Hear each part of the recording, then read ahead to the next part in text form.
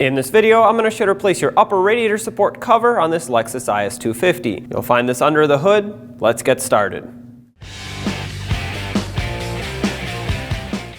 Now we have to remove this cover, and it's just held on with a bunch of push clips, so we'll go around, pop them all out with a trim tool, and then remove the cover.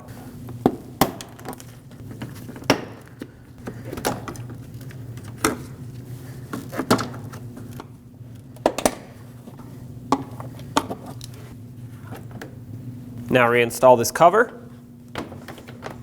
and put back all the push clips that held it on.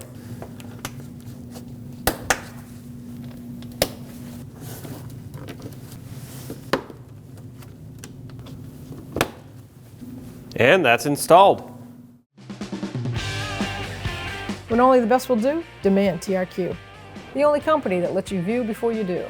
TRQ is committed to offering the highest quality aftermarket auto parts that are engineered for peace of mind. Thanks for using and viewing with TRQ.